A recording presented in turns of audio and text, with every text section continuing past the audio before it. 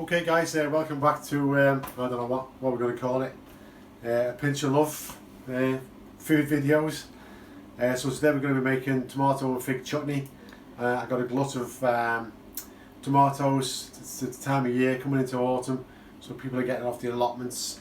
I got the figs from the whoopsie shelf in the supermarket because we've got to go out to date, but they're actually perfect for making chutneys. I got the apples from my sister's tree in the back garden, so a bit of foraging as well going on there. So I hope you enjoy the rest of the video. So here's the ingredients for our tomato and fig chutney. Got a lot of tomatoes, decided not to waste them all. So I'm doing quite a large batch here, so I've got about 5 apples in there, which are just diced up, and I've left the skins on. Instead of putting them into a solution of lemon juice to stop them going brown, I put some balsamic vinegar in the apples because it's one of the ingredients for the chutney, and lemon juice is not one of the ingredients. So tomatoes, apples with skins on, figs just roughly chopped up. We've got balsamic vinegar and cider vinegar. We've got a mixture here of muscovado sugar and light brown sugar, because I didn't have enough sugar, so I just mixed them both together. The muscovado flavour will power through over the top of the brown sugar. Got some red onions to give us some extra texture and sweetness. And the spices we've got ginger, we've got ground cloves and allspice. And we'll put these into the glass dishes, so you can see like the ratio of, like, there's twice as much ginger as there is allspice, and there's twice as much ginger as there is ground cloves. So here we go, here's our pan, nice and hot. I'm just going to put a tiny bit of olive oil in the pan, just to start the onions off, just because I can't resist having a sizzling pan going.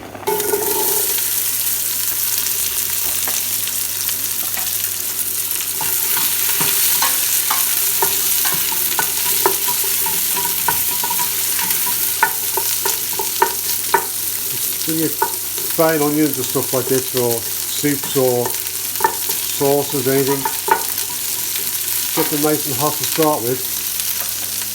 It brings all the natural sugars out of the onions, gives it all a nice flavour.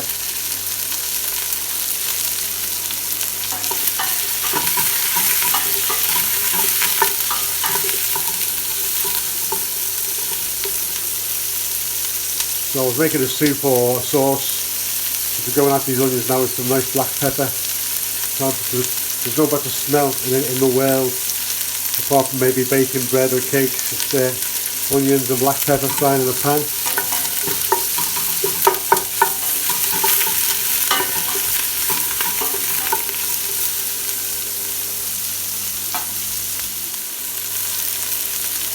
While the onions are softening up in there a little bit, starting to go translucent now, I'm going to drain off the apples. So as we're making chutney, the less liquid we have in there the better, the less water we have in there the better. So it'll let them drain in there for a while.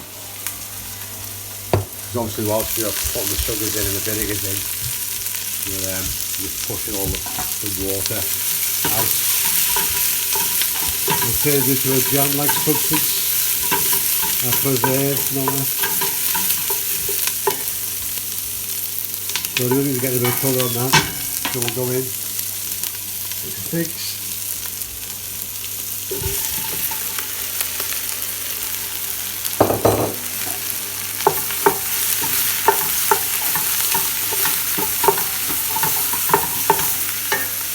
We'll go in with tomatoes. Quite heavy with one hand. And there we go.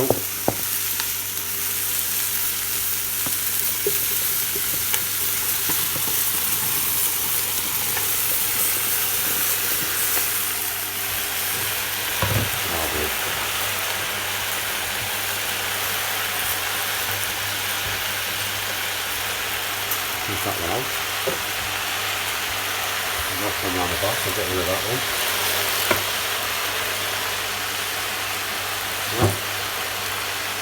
Mix it with the apples. Keep that cooked down about 5 minutes. Going to put the sugar and vinegar in. Sweat it down quite nicely now, so it's starting to break up a little bit. See how much liquid's coming out of those tomatoes and figs and apples. The idea is to drive that moisture out by heating it slowly. Replace it with the sugar and vinegar. So we can go with our spices now. This our the ingredient I forgot to mention before was garlic. So there we are, garlic. Garlic goes in. Then we have ginger, allspice, and ground cloves. Nice little flavour. On top of that, you're going to have balsamic vinegar, your muscovado sugar, and cider vinegar. The cider vinegar go in. I'm going to use about half a litre of vinegar in total. Got like a lot of tomatoes there. Didn't actually weigh them, but it's probably about 5 kilos of tomatoes. All that sugar goes in. You've got a kilo of sugar going in there. So you think about your ratios from before. About 4 to 1, isn't it? Basically, that is it as far as cooking goes. We'll cook that down for about an hour and a half. I'll keep stirring it slowly. When it boils, I'll turn the heat right down. Here we are, here's our pan bubbling down furiously. That's on full at the moment, just come to the boil. Bubbling away. Sterilise the jars. These are all just jam jars and curry jars I've collected. Don't like to throw things away. It's a recycle as it is. So they've all been sterilised in boiling water. Okay, so we've been cooking this down now for about an hour and 10-15 minutes. See it's well cooked down. I think it was up to here on the pan before. It's cooked all the way down to here. Okay, you can see that at the moment. You can see that at the moment of what we're down to. We're up to 104. Just ticking over 104 degrees. So that means most of the water is purged out of the chutney because water boils at 100 degrees centigrade. We've had to stir it quite a lot in the last half an hour just to keep it from catching on the bottom whilst I've been getting it to the right temperature just to get that sugars all right, so it turns into that jammy consistency rather than soup. Now we're going to turn it off. We'll let it stand for 5 minutes, just let the main heat come out of it. Okay, so we're going to put the tomato and fig chutney in the jug to put into the jars. So here's how I'm going to do it. Just because it's so hot, you want to be quite safe, and you can see it steaming away there. And that's been turned off for about 6-7 minutes, and so you just want to put a bit in your jug, and then come to your jar. Try and do it like that. Okay, let's go. And just put it in nice and slow. These jars have already been sterilised and then left to dry upside down on this clean tea towel. And then obviously the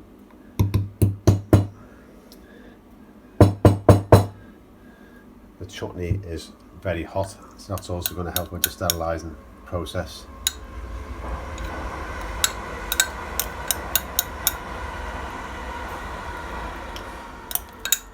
The idea is not to have any air inside the jar and down the sides. Get to about there. Give it a knock down. And then put your lid on. Ignore the brand name on the lid. Nice and tight. And then that, when it cools down, it should suck that down again, so it's, you know, it's been sealed. There's no way of getting inside it. Leave it to cool, and then put it in your cupboard. It should last about, I would say 6 to 12 months, but that'll be gone probably before Christmas or just after with my cheese board. Happy days. Thanks for watching.